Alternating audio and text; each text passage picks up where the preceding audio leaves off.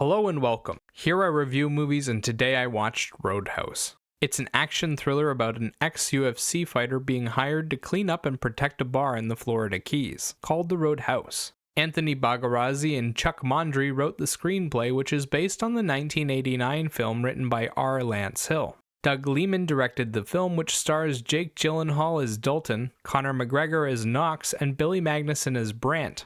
As usual, let's start with the film's strengths. The story is a mindless but exciting slugfest where dudes beat the hell out of each other at a bar. The fights get progressively more intense, ending with a giant showdown between Dalton and Knox, two highly competent hand-to-hand fighters. There was action every 5 to 10 minutes, and they tossed out little tidbits of humor along the way too.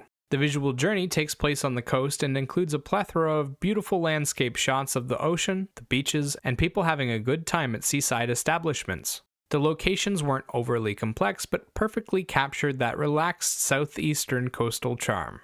The camera work was smooth, they lit the locations thoroughly, and the fight choreography was well executed. Each fight was better than the last, and they had some truly great moments in there for you to enjoy.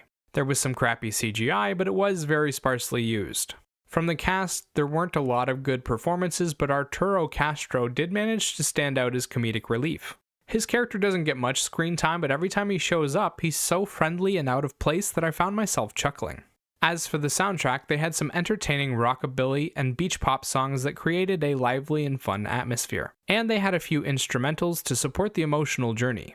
The music is entertaining, well mixed, and adds a bit of emotion, but it doesn't have a huge impact. Alright, now on to the problems. The story doesn't make sense at all. Its lack of logic begins right at the start with Dalton even being hired, and it continues to get progressively more outlandish as it continues. By the end of the film, he's like a secret agent who can do anything and survive any situation. The characters are all underdeveloped or just downright awful. We don't learn anything about Dalton or his past, we barely interact with the townsfolk around him, and the people we do learn about are bad people with no redeeming qualities. You can only root for Dalton because of how awful his enemies are. The film doesn't make you care about him, the bar, or anyone else from the town.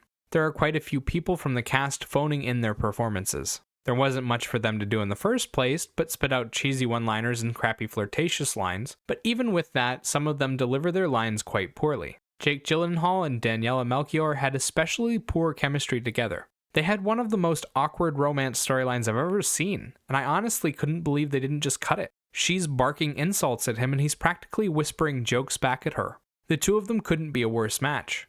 Personally, I much preferred the original Roadhouse to this one. The story is essentially the same, except the old version is more consistent, has better characters, and a more deliberate soundtrack. This film has a few good action sequences that fully utilize modern day technology, but not much else has been updated.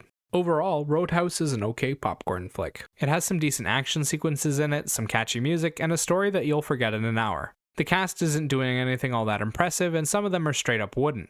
If that sounds like your kind of thing, give it a try. As for a rating, I'd give this film a 5 out of 10. Remember, these are just my thoughts on the film. Let me know what you think in the comments below. Bye-bye.